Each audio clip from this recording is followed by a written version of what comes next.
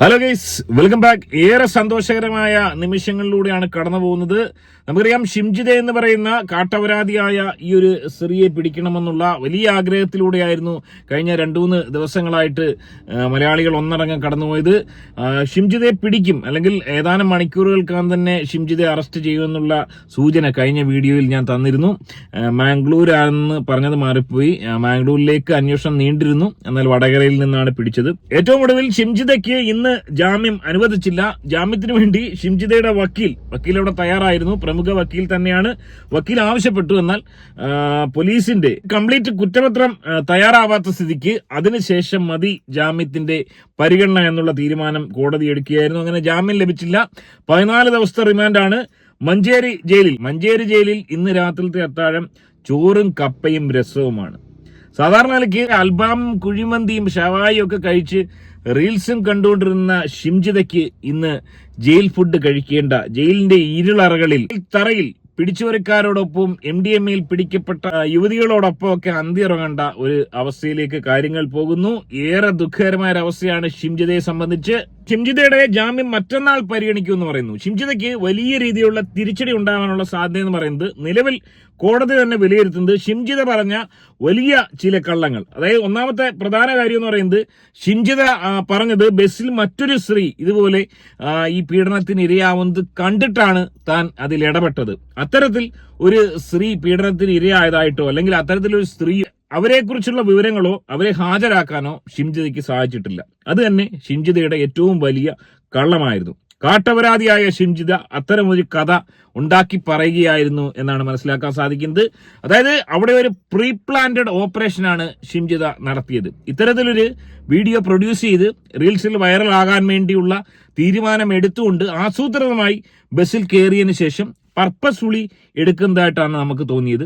രണ്ടാമത്തെ കേസ് കോടതി വിലയിരുത്തുന്നത് ഒറിജിനൽ വീഡിയോ ലഭിച്ചിട്ടില്ല. ഒറിജിനൽ വീഡിയോ ഷിംജിതയുടെ മൊബൈലിൽ നിന്നും കളക്ട് ചെയ്യണം. ഇവിടെ എഡിറ്റിംഗ് നടന്നിട്ടുണ്ടെന്ന് പ്രഥമ ദൃഷ്ടിയായി മനസ്സിലാക്കുന്നു എന്നാണ് കോടതിയുടെ വിലയിരുത്തൽ.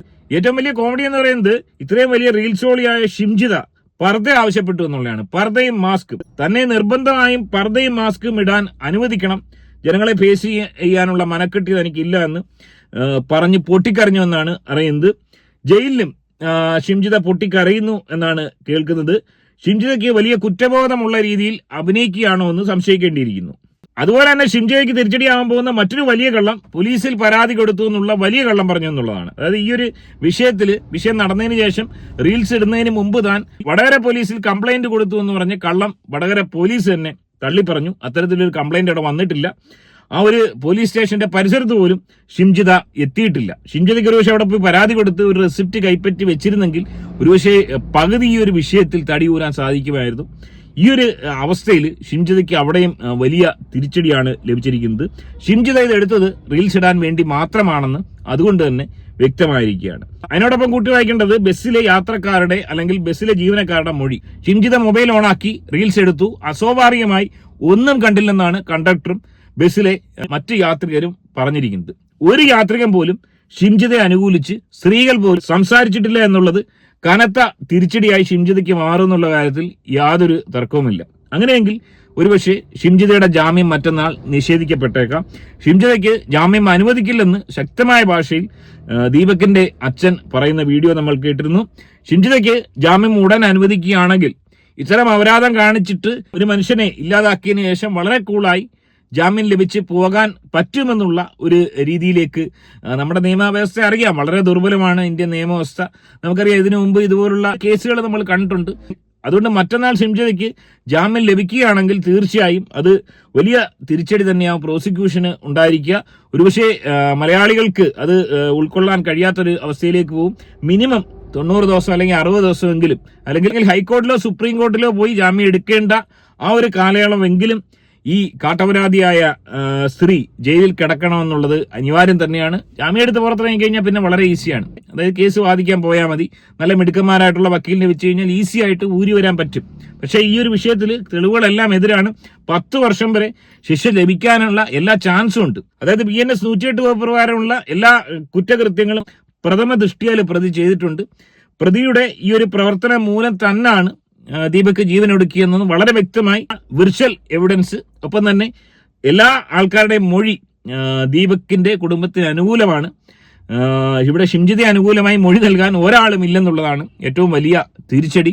അതുകൊണ്ട് തന്നെ ഷിംജിതയ്ക്ക് നല്ല ശിക്ഷ ഈ ഒരു വിഷയത്തിൽ നേടിക്കൊടുക്കാൻ പ്രോസിക്യൂഷൻ നന്നായി വാദിച്ചാൽ സാധിക്കും. ഷിംജിത എന്ന് പറയുന്ന ഈ ഒരു കാട്ടപരാധിയായ കേരളീയ സമൂഹം ഇത്രയും അധികം വെറുക്കപ്പെട്ട ഈ ഒരു സ്ത്രീ അങ്ങനെ ഇന്ന് മഞ്ചേരി ജയിലിൽ കപ്പയും ചോറും കഴിച്ചുകൊണ്ട് രസവും കുടിച്ചുകൊണ്ട് അന്തി ഉറങ്ങുന്നു. ക്രിമിനൽസിനൊപ്പം അന്തി ഉറങ്ങുന്ന ഒരു അവസ്ഥ ഏറെ സന്തോഷകരമായ ഒരവസ്ഥ തന്നെയാണ്. നിരവധി ആളുകൾ ആഗ്രഹിച്ചൊരു മൊമെന്റ് ആണ്. ഷിംജിത എന്ന് പറയുന്ന ഈ സ്ത്രീയെ രക്ഷപ്പെടുത്താൻ പോലീസ് ഒരുപാട് ശ്രമിച്ചു. പോലീസിന് നിവൃത്തിയില്ലാതെ വന്നു. സോഷ്യൽ മീഡിയയുടെ ഇമ്പാക്ട് മാത്രം കൊണ്ടാണ് ഷിംജിതയെ പിടിച്ചത്. സോഷ്യൽ മീഡിയ ഇളകിയപ്പോൾ അത് മുഖ്യധാരാ ചാനലുകൾ ഏറ്റെടുക്കുകയായിരുന്നു. അതുകൊണ്ട് മാത്രമാണ് ഷിംജിതയെ പിടിക്കാൻ സാധിച്ചത്. അല്ലെങ്കിൽ ദുബായിലേക്ക് പോകാനുള്ള പരമാവധി ശ്രമങ്ങൾ നടത്തി. ഷിംജിത വടകരയിൽ പോയി താമസിച്ച് എന്തിനാണ്, സ്വന്തം വീട്ടിൽ താമസിച്ച പോലെ എങ്ങനെയാണെങ്കിൽ. അതായത് ഈ ഒരു കേസിൽ പ്രതി ചേർക്കാതെ ആദ്യം FIR ഇട്ട് സോഷ്യൽ മീഡിയ ഇളകി. അപ്പൊ പിന്നെ പോലീസിന് മനസ്സിലായി പ്രതി ചേർക്കാതെ നിവൃത്തിയില്ല എന്ന് പറയുന്നു. 1.5 ദിവസത്തിനുള്ളിൽ വീണ്ടും പ്രതി ചേർത്ത് FIR ഇടുന്നു. പിന്നെ വിസ എടുക്കാനോ ടൂറിസ്റ്റ് വിസ, നിലവിൽ ഷിംജിതയ്ക്ക് വാലിഡിറ്റി ഉള്ള വിസ ഇല്ല എന്നാണ് മനസ്സിലാക്കാൻ സാധിക്കുന്നത്. അതുകൊണ്ട് തന്നെ വിസ എടുത്ത് പോകാനുള്ള ഒരു സാവകാശം കിട്ടിയില്ല. അത് തന്നെയാണ് ഏറ്റവും വലിയ തിരിച്ചടിയായത്. Dubai പോയെന്നൊക്കെയുള്ള fake ന്യൂസുകളായിരുന്നു. അത്തരത്തിലുള്ള ശ്രമം ആഗ്രഹവും ഒക്കെ ഉണ്ടായിരുന്നു. പല ആളുകളും ഉന്നതർ അതുമായി ബന്ധപ്പെട്ട് ഇടപെട്ടിരുന്നു, ശ്രമിച്ചിരുന്നു എന്ന് മനസ്സിലാക്കുന്നു. എന്നാൽ അതൊന്നും നടന്നില്ല. ഇത്തരം അപരാധികളെ സഹായിക്കാൻ പോകുന്നവർക്ക് തന്നെ ഏറ്റവും വലിയ കടുത്ത ശിക്ഷ നൽകണമെന്ന് തന്നെയാണ് പറയാനുള്ളത്. ഇനിവേ ഈ വിഷയത്തിൽ നിങ്ങളുടെ അഭിപ്രായം കമന്റായി രേഖപ്പെടുത്തുക. എങ്ങനെയാണ് നിങ്ങൾ ഇതിനെ കാണുന്നത്? ഷിംജിതയ്ക്ക് എത്തരത്തിലുള്ള ശിക്ഷയാണ് കിട്ടേണ്ടതെന്ന് നിങ്ങൾ ആഗ്രഹിക്കുന്നത്? നിങ്ങളുടെ അഭിപ്രായം കമന്റായി രേഖപ്പെടുത്തുക. ആദ്യമായിട്ട് വീഡിയോ കാണുന്നവർ വീഡിയോ ഒന്ന് ലൈക്ക് ചെയ്ത് ചാനൽ ഒന്ന് സബ്സ്ക്രൈബ് ചെയ്ത് വീഡിയോ ഹൈപ്പ് ചെയ്ത് കാണാൻ ശ്രമിക്കുക. മറ്റൊരു വീഡിയോ ആയിട്ട് കാണാം.